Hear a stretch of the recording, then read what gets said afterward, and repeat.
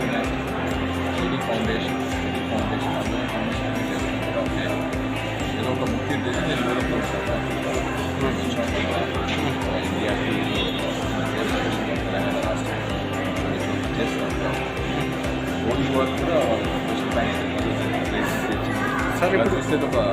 Sir ఇప్పుడు job మేళకి ఎట్లా ఉంది సార్ అందరూ చూస్తున్నారు. ఏదో సంగతి అంటే మనకు 1,70,000 దాకా ఇవాళ రేపు 1,70,000 మంది దాకా రిజిస్టర్ అయ్యాక పెరుగుతుండొచ్చు. తర్వాత ఇందాక మనకి లేడీస్ అడ్మిట్ వచ్చేది, అలాగే వైస్ ఛాన్సలర్ గారు వాళ్ళు అందరూ బాగా సపోర్ట్ ఇస్తున్నారు. ఇది కూడా స్పందన చాలా బాగుంది. చూస్తుంది ఏదో పండగ ఉత్సవం లాగా మేళలాగా ఉంది. బట్ ఏంటంటే అవుట్కమ్ రావాలి, మంచిగా రావాలని 20,000 మందికి మనం ఆఫర్లు ఇవ్వాలని మన ఐటీ స్పెషల్. సో నేను కూడా ఇది చూసి మనకి ఇంకా చేద్దామని డిగ్రీ మనకి రిజిస్టర్ డిగ్రీ చేసి మనం ముందు కానీ కంపెనీ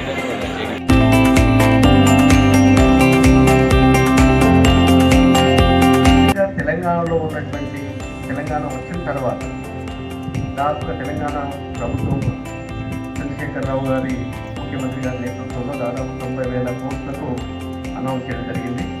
కానీ ప్రైవేట్ రంగంలో దాదాపు 250.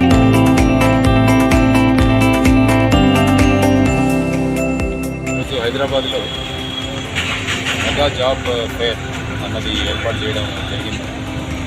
ముఖ్యంగా ఇందులో ఐఫెన్, నిపుణ, తర్వాత ఉస్మానియా యూనివర్సిటీ, సేవా, ప్రతీక్ ఆర్గనైజేషన్, దాంతోపాటు జాయింట్ ఫర్ డెవలప్మెంట్ అనే మా ఫౌండేషన్ కూడా కలిసి ఉస్మానియా యూనివర్సిటీ ఆఫ్ కోర్స్ అది మన ప్లేస్ హోస్ట్ ఇక్కడ కాబట్టి వారి సహకారంతో సుమారుగా 1,70,000 మంది రిజిస్ట్రేషన్స్ వచ్చాయి.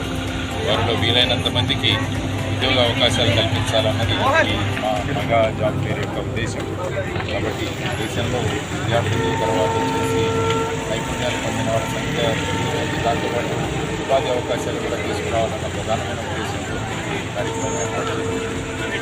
నిపుణ సంస్థ, తర్వాత ఐపీఎల్, సుభద్ర గారికి, తర్వాత శేషాద్రి గారికి అందరికీ కూడా నేను అభినందనలు తెలియజేస్తున్నాను. ఇంకా ఉస్మానియా యూనివర్సిటీ వైస్ ఛాన్సలర్ గారు, తర్వాత engineering college, arts college principles కూడా సేవ కావచ్చు వాళ్ళు కూడా ఉన్నారు. కాబట్టి ఈ మెగా జాబ్ ఫేర్ నుంచి చాలామంది యువతరం ఏదైతే ఉందో వాళ్ళకి ఉపాధి దొరుకుతుందని ఇలాంటి జాబ్ ఫేర్స్ ఇంకా జరగాలి. తర్వాత ప్రభుత్వాలు కూడా ఇంకా ఎక్కువ సంఖ్యలో ఉపాధి కల్పించే ప్రయత్నాలు కూడా చేయాలని